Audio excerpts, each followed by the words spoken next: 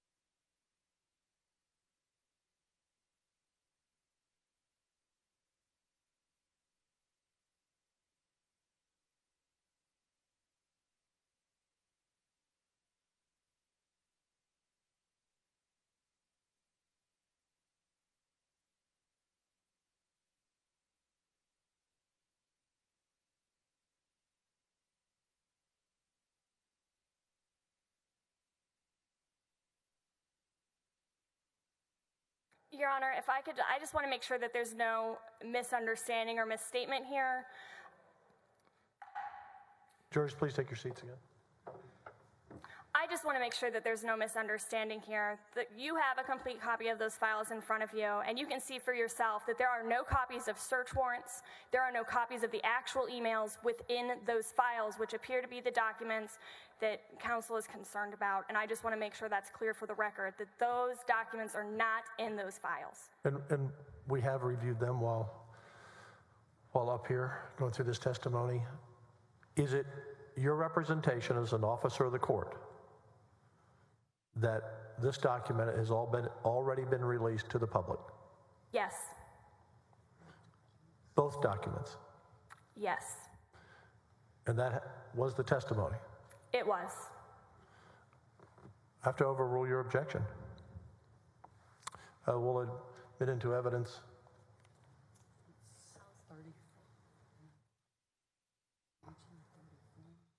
AG 34 and OAG Exhibit 46. That should be HM 46 and AG 34, Your Honor. HM 46, yes. Thank you, Your Honor. Those are my questions for now. Yes. You're a witness.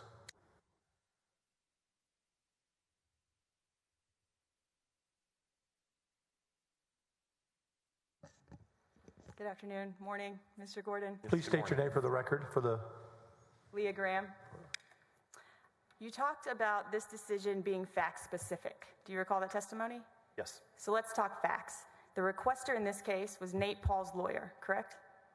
Objection, speculation. I believe that same testimony was elicited on direct that Joseph Overruled, Larson. go ahead. Correct. We did not know that at the time. It's become apparent that that is the case now, but we did not know that at the time. In your original opinion, as it relates to the request for the full release of the DPS file was that it should not be released and that the law enforcement exception applied. True? That's the big DPS file that we're referring to? Yes, sir. The original draft on that, I believe, did just address it under the law enforcement exception. And that was your opinion that it should not be disclosed under the law enforcement exception, correct? No, that was not my opinion. That was just the first draft that was on the ruling. Who drafted the first draft? I'm not sure if that was the drafter on the ruling or if that was me. I don't remember. You had direct conversations with Ken Paxton about this specific request for a full copy of the DPS file, true? Yes. He made it clear to you that he wanted to find a way to release the documents that Nate Paul's attorney was requesting, true? Objection, Your Honor. That's improper testimony through this counsel, assuming facts that have not been addressed with this witness. Your Honor, this testimony has already been elicited. And Overruled. True? No. Mr. Paxton did not summon you to his office to talk about this file? Yes, he did. He did not put pressure on you to either not rule against the requester or to release the information? No, I would not classify it as pressure. The decision that we made was not. Sir, I appreciate that. I'm not asking you what the decision was made. I was asking about your conversation with Mr. Paxton. He had one of two things that he wanted to occur. Either release the information or at a minimum, figure out a way not to rule against the requester. True? Same objection, Your Honor, assuming facts not before this witness. Sustained. In your conversation with Ken Paxton about this particular DPS file, can you recall any other time when Mr. Paxton directly came to you and got involved on a DPS open records request? No. Ultimately, you did exactly what Mr. Paxton wanted, correct? You did not rule against the requester, Nate Paul's attorney. True? Again, objection, Your Honor, assuming facts not before this witness. Overruled. True? I'm sorry, could you repeat the question? Yes, sir. Ultimately, the opinion was not to rule against the requester, which was exactly what Ken Paxton was pressuring you to do, correct? Again, Your Honor, I'm going to object. She's now mischaracterizing this witness's testimony. He said he was not pressured. Sustained. By not ruling, you were not ruling against the requester. By making a no decision, that's not ruling against the requester. True? That's correct. We didn't rule against either party, the requester or the governmental bodies at issue. Now, earlier you said that the OAG decision not ruling against Nate Paul's attorney, quote, tilted the scale in terms of how a court would ultimately decide whether or not to rule on the disclosure of that information. True? No, if I said that, I may have misspoken. We did not want to tilt the scale. We didn't want to tip the scale either way. We wanted to maintain the status quo and allow the court to review it completely de novo without our opinion, which is due great weight, tilting the scale based on the procedural requirements. Withholding the information would have been detrimental to the requester. That's what you said on direct. Do you remember that? I'm sorry, could you repeat the question? You said withholding the requested information would have been detrimental to the requester. Do you recall that testimony? I'm going to object, Your Honor. I don't recall that testimony either, so mischaracterization of his testimony. And I'm happy to put her on the stand. I'm asking the witness if he recalls his testimony. We can check with the court reporter. I have a quote, it would have been detrimental to the requester. I'm going to overrule. You can answer yes or no. Yes, it would have concluded that the information could be withheld. Now, on June 8th, after the opinion came out, Joanna Ward, do you know who that is? John Award? Yes, sir. Yes. Okay. On June 8th, she was asking if you still had the file in your possession. Do you recall that? Yes. And the file she was referring to was the entire DPS file, correct? Yes. And within that file is one part of it would have been the probable cause affidavit that Nate Paul was looking for, correct? No. I believe that, if I'm not mistaken, I think that was after the ruling had been issued. It is, sir, but that's not my question. Included within the DPS file would have been the probable cause affidavit that Nate Paul was looking for, true? No. The probable cause affidavit would not have been within the DPS file. Not after we issued the ruling, we would have sent the documents back to DPS. But by June 8th, after the decision was released, do you recall Joanna Ward emailing you and specifically asking you if you still had it, it was still checked out to you, and asking when you were going to return it? Do you recall that? Yes.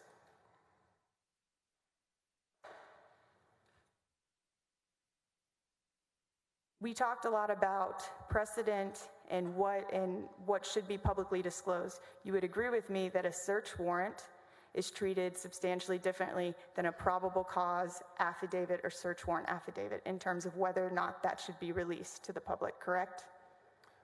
There are different exceptions that can apply to those, but I would not characterize anything as what can or should be released to the public. It needs to have an exception that applies to it. But both can be released to the public. A search warrant affidavit is more likely to have an exception that applies. They're not automatically confidential. Correct. No further questions, Your Honor. Redirect. Very briefly, in any of these requests, could either party have filed a lawsuit challenging the outcome? Yes. Did anyone file a lawsuit for the outcome of the FBI brief ruling request? No. That's all I have, Your Honor. And just so the court knows, because it has been unusual, either side can ask questions from the podium or their tables in case anyone's asking. Can the witness? Requires no redirect, Your Honor. Pardon? Witness requires no redirect. Recross. Can the witness be excused? Yes, Your Honor. Thank you, Mr. Gordon. Am I released, Mr. President? I'm checking with the House. Yes, you can be released. Thank you.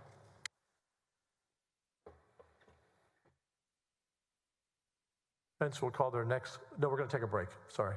We'll call your next witness after a break. How about 5 minutes after 10? 20-minute break? 11. Sorry. We passed the 10 hour. 5 minutes after 11.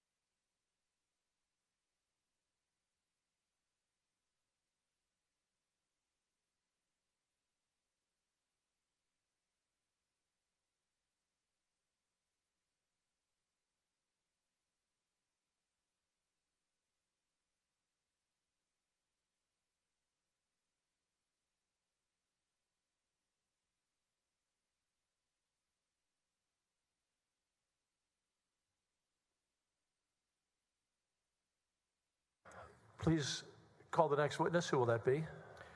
Thank you, Your Honor. Chris Hilton for the Attorney General. The next witness is Austin Kinghorn. Bailiff, please bring in Mr. Kinghorn. And Your Honor, I'd just like to, while Mr. Kinghorn's coming in, I just want to clarify for the record, for the jury, and for the public, at the end of the day yesterday, we had called Professor Michael Gerhardt, who's intended to be one of our expert witnesses. Last night, the court ruled that the expert testimony we were going to provide would not be heard. And so to the extent there was confusion, I just want to make the jurors aware and the public aware that that was the court's ruling, and that's why those witnesses aren't here. And the court ruling was based on objection from the House under rule such and such. Yeah, yes. And we took about an hour to deliberate and look at all the questions. That's right. I apologize for, yeah. We ruled in favor of the House on that. Just wanted the public to be aware, that's right. And you were very kind to pull them from your witness list.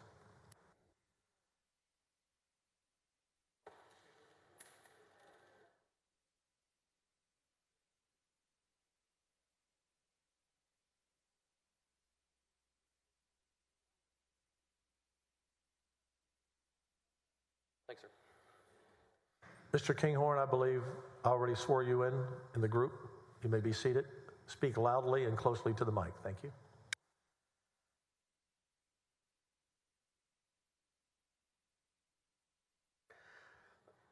Austin, good morning. Thank you for being here.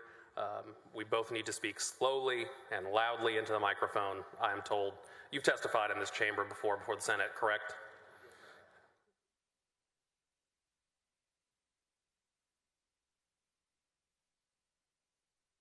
Yes, I have. Okay, so you know the acoustics in here can get a bit weird, especially for our folks in the back. That's correct. So please just introduce yourself to the jury and tell us about your career. My name is Austin Kinghorn. I'm the Associate Deputy Attorney General for Legal Counsel at the Office of the Attorney General. Would you like me to go back from the... Yeah, sure. Why don't, if you could please just start with law school, walk us through what you've done up to the present day. So I graduated from Baylor Law School in 2010. After that, I did a clerkship on the 14th Court of Appeals for then Justice Jeff Brown. I did a stint in commercial litigation. Yes, sir. I did a stint in commercial litigation after that, primarily doing insurance defense. After that, I went to work for the AG's office in the Civil Medicaid Fraud Division. When Justice Brown was elevated to the Texas Supreme Court, I went to work for him again as a staff attorney. I worked at the court for about 6.5 years in that capacity for Justices Brown and later Justice Jane Bland, and then came back to the AG's office in the General Counsel Division. From there, I was promoted to General Counsel, and then most recently to the title that I hold now. Thank you, sir. And tell us a little bit about your work for the Attorney General and your current roles, both as General Counsel, Opinions Committee, and your current title. Right. So as the Associate Deputy for Legal Counsel, I'm over two divisions. It's a General Counsel Division and the Opinion Committee. In that role, I am both the Division Chief of General Counsel and General Counsel for the agency, and also Chair of the Opinion Committee.